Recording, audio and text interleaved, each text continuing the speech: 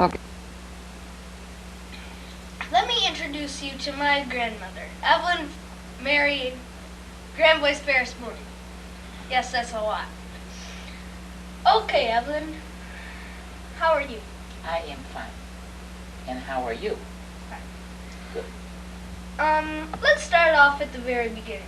Okay. Where were you born? I was born in Kalamazoo, Michigan, Bronson Hospital, September 27th, 1912. Who are your parents? My parents was U.G. Grandboyce, who owned the gum company in Kalamazoo, Michigan here. My mother was Mavie Martin Grandboyce, and she lived on the old Mount Everest Cemetery, in which I was born. Okay, let's move on. Where was your first school? My first school was Vine Street School. And then I went to Central High School, and then to Kalamazoo College, and then to Mars Business College. Mars, where's that? Mars was in the old First Federal Bank building, where they are now, where the First Federal Bank is. The school was upstairs. That was Mars Business College. And is that where you graduated? Well, if that's a 2-year course, I graduated. Okay, as you are a very successful businesswoman. I am? Yes. Oh. What was your first business you started? Well, let's see, this would be practically in 1947 on Portage Road in the old Cobb farmhouse, which used to be the Kearney estate. Years ago, my first husband and I, Lowell Ferris, started what we call a charcoal chicken, which was the same thing that another friend of ours did up in Traverse City.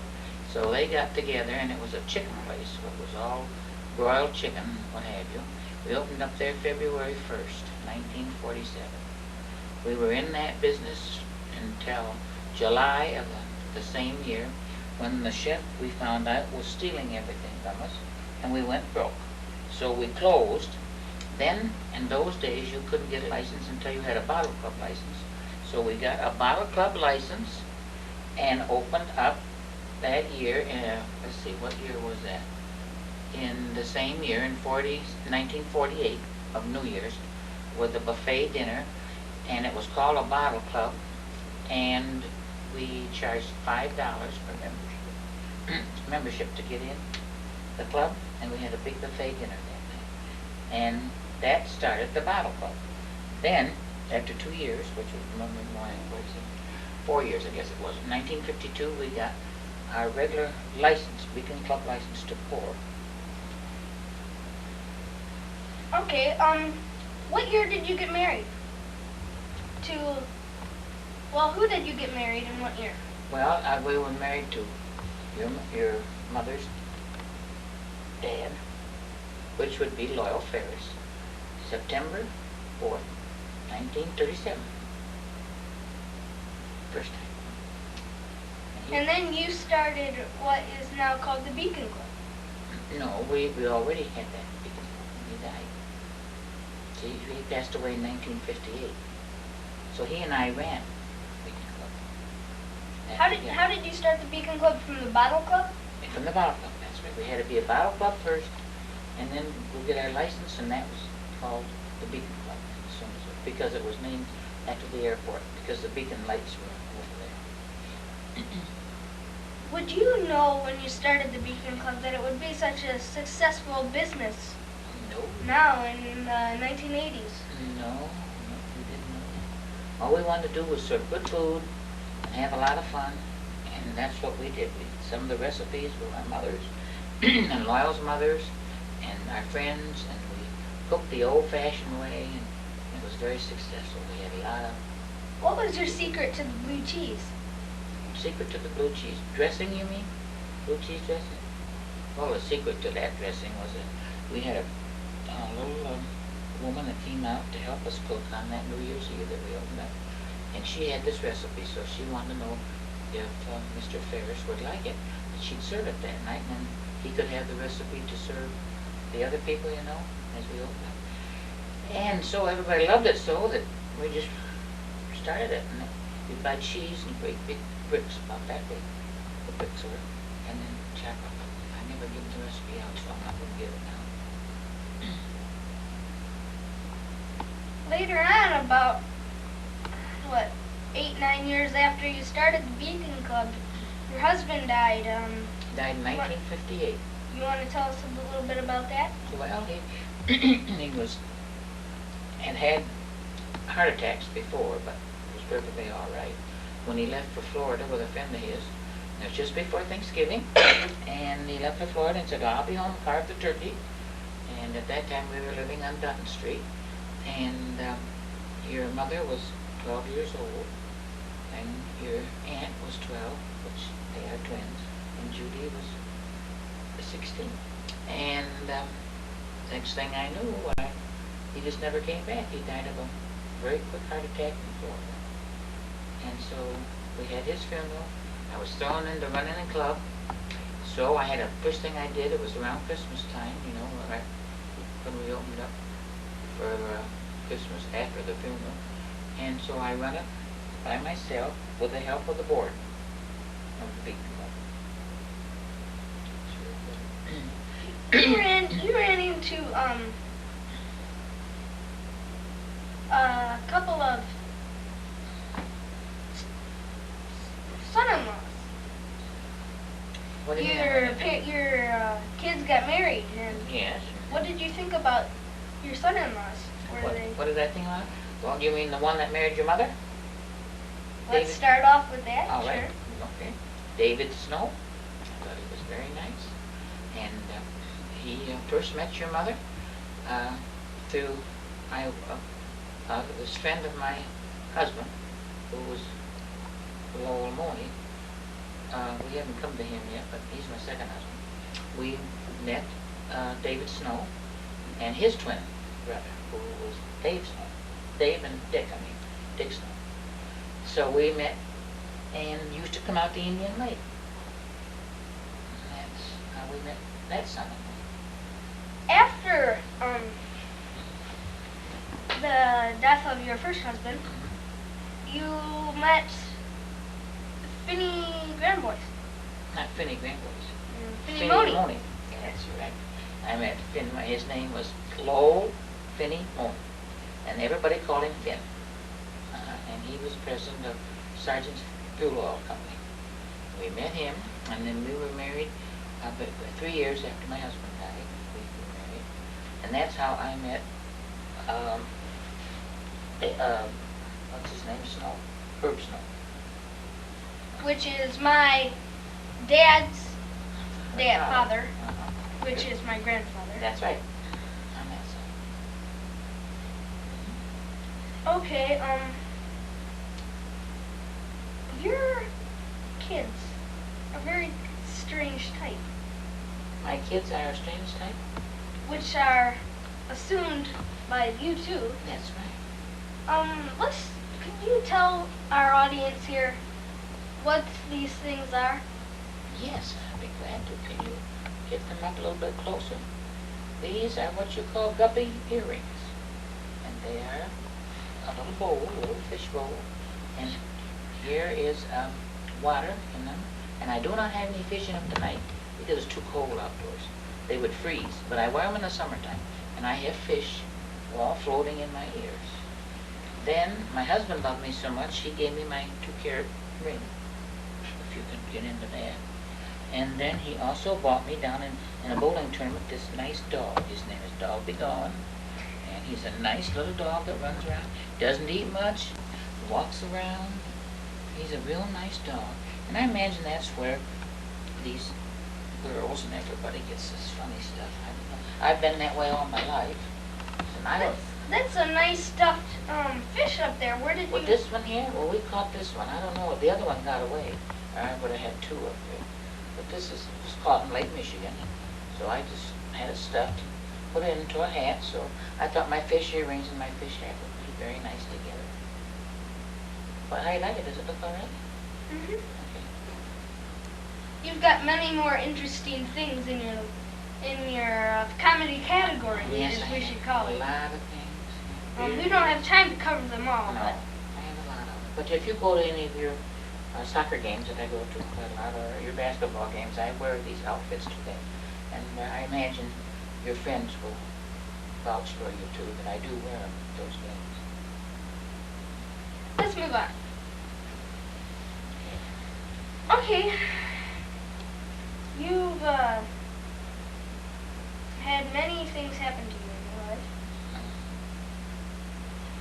life. You said you lived at a lake with your kids and your husband. What was that lake called? Indian Lake, near Vicksburg. Did you go there every summer? Yeah, went there every summer. I think those twins were about 6 years old when we first started going there with my first husband. And then Lyle dying so young and everything. Then I met Finn. We decided we'd still go out there, and Finn liked the lake too. So we still kept going out there, taught water skis and boats and things. Met very wonderful friends out there. In fact, they're still our friends. Is it true that the twins used to try to surf on a ironing board? Yes, that's right. My first husband made it was a small ironing board, an actual ironing board, and he took off the what do you call it, the foot of it, and everything. Put roping up in the top of it, and covered it so you could stand up with canvas. And that was our first. In fact, it was the first surfboard on Indian Lake, because Indian Lake was known for sailboats. You never saw hardly any other kind of a motorboat on that lake when we first went out there. All you saw was sailboats, and they had sailboats every Sunday, all the races and everything. And so then we got that, and then pretty soon as the younger generation started coming out, there were more what we would call water skiing boats going out in the lake.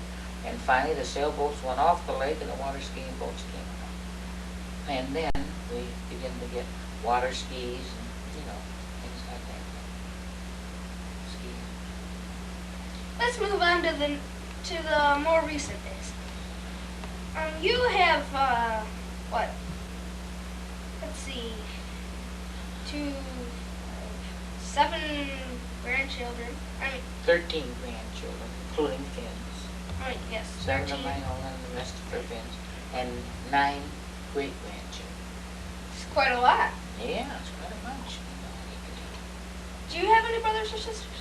Yes. I have one sister and one brother. My brother died 3-4 years ago. Lived in New York. In fact, he lived in New Canaan, Connecticut. And my sister lives here in Kalamazoo.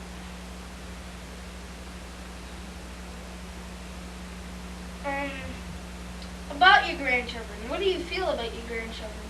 What do I feel? I feel I'm living for them because I have a lot of fun with them. Yep, Certainly. Yep, we get together at Christmas time, at birthdays and holidays. I just have a wonderful time. Do you see all your grandchildren quite often? Yeah, so as much as we can get together, get around with everybody. Every Christmas we used to have the whole gang here, all of the Moonies, which used to be Finn's grandchildren too. We always had every Christmas Eve. We used to get a great big roast beef dinner and have it in the basement with a Christmas tree. And the next day I had another 14 upstairs with a turkey dinner. And had all that with the rest of the family. So we always had a lot of promotion. You recently had your 25th wedding anniversary with Lowell Finn Mooney. You want to tell us about that? Oh, we had a wonderful time. And so he was on a walker, but that didn't make any difference to him. We just had our 25th wedding anniversary and went over to the Beacon Club I used to own. And they had, see how many people were there? Can you remember? 25 or 30 people over there for a lovely dinner and evening. Had loads of fun.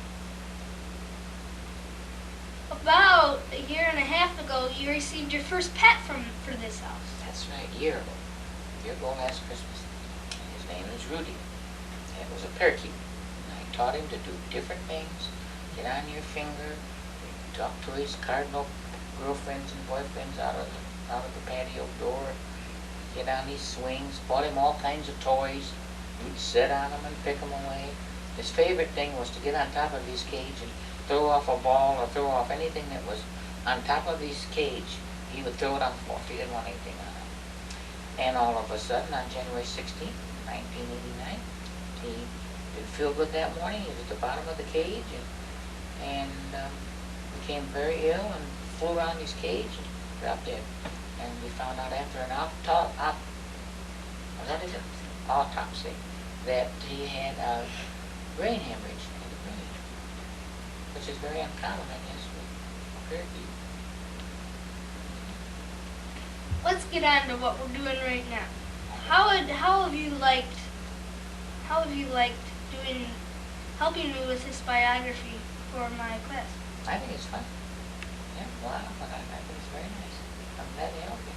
After all, I took care of you when you were just a tiny little kid, you know, for a long time.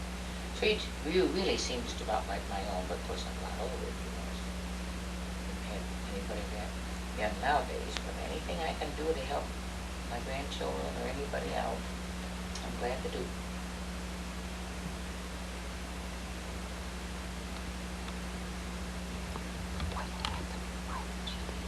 What are you going to do? I don't actually recall why you took care of me. Could you refrain on that for me? Why I do what? Why you took care of me? Why I took care of you? Because your mother was very ill. She had an embolism of the brain and when you were born. And so she had to be sent to Canada for a brain operation. And you were only just a little tiny boy, just I think 10 days old. So your dad and she went to Canada for this operation. And I moved in your home and took care of you, and with the assistance of my sister who helped with Christy and your other grandmother, Marge Snow, we run your house until they came back. And I don't remember how long we were up there. Anyways, that's why you were just a little tiny kid, and I stayed 4 months with you up at your house. Oh, the nurses were real good to me that your mother, Jean, used to work with. They would come at night and stay and let me get a little sleep. And then in the daytime I'd get up and take care of you. But the nurses were real handy. They'd come every night and leave me so I could get a little sleep. Evelyn married Grandboy's fairest morning. She's lived quite a life. And let's hope that she lives quite a bit more. Thank you. Well, goodness sakes.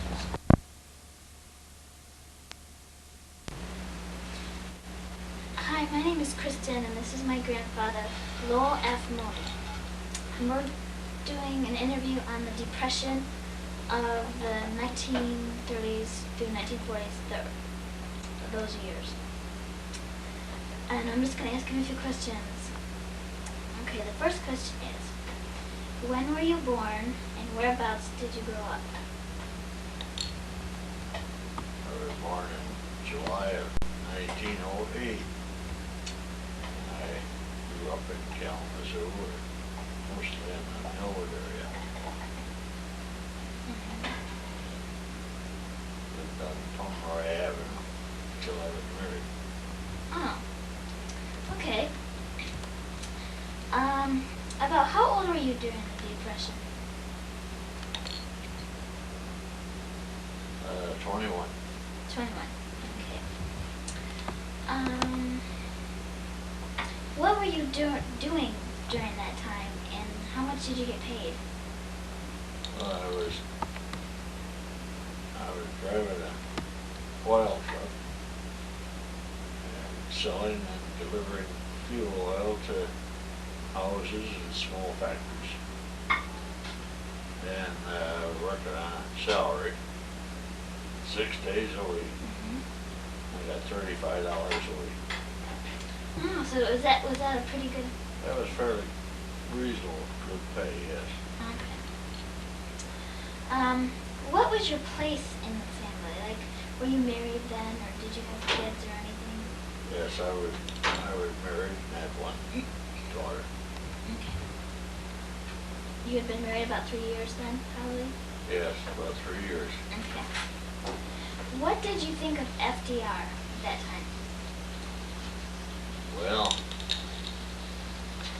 he had a lot of good ideas, and he done quite a lot for this country, which was in bad shape when he took over. And he had a lot of good programs to try to put people to work and making enough money to make a living. Uh-huh. So he had pretty good ideas. So he Some was, of them, some people were too much in favor of his spending the money he did, but he had to take some government money to get the depression back to work, give a lot of jobs to people. oh, so he was a pretty good president? Yes, he was good enough that the people elected him for 3 4-year terms. Okay. Did you know much about the bank holiday? What was it all about? Well, this was back in 1929, September 1929, and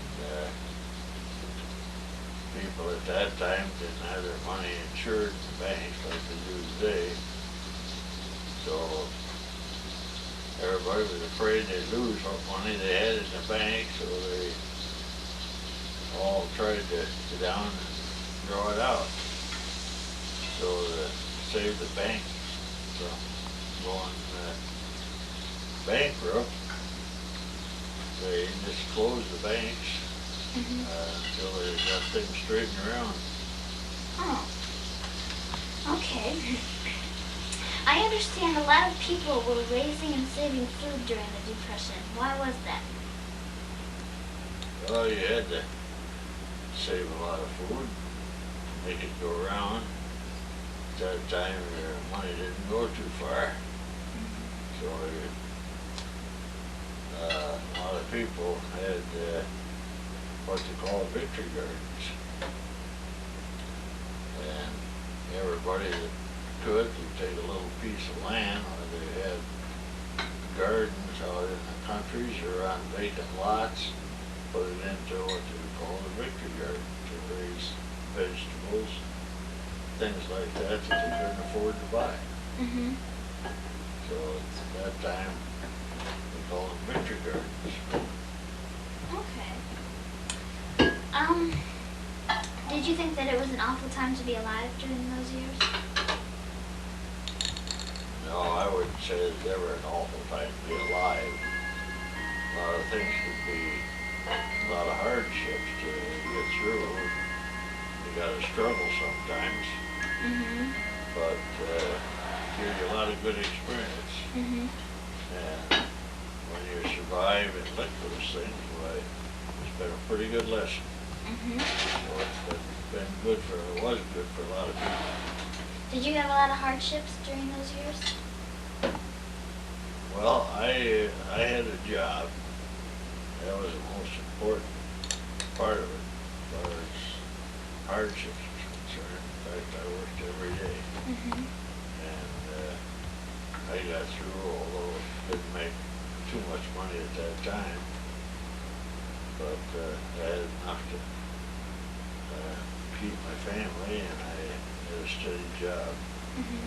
That's about the only way you can keep going. Mm-hmm. Okay. Do you remember the eyes and ears of the world, like the newsreels and stuff in the movie theaters and stuff? Oh, yes, very well. It's something different than we have today, where you can turn on TV and get the news. Mm-hmm. Most of the news at that time was either the newspapers, or if you went to a theater, part of the program was the newsreels they had on. Mm-hmm. And it was called the Eyes and Ears of the World. It showed you the local, national, and international news. So you can keep up with the things going on all around the world. Oh, let's see. Okay. What did you know about the Hindenburg? Well, Hindenburg was a big ship that flew us before they had too many of these airplanes to carry a lot of passengers. And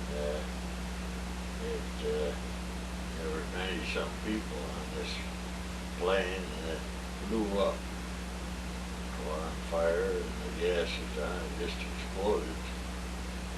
And there was around 35 people who lost their lives, and it was quite a news story at that time, because the number of people they had on there was quite a lot of people to be flying in the air at that time. Mm-hmm. Okay.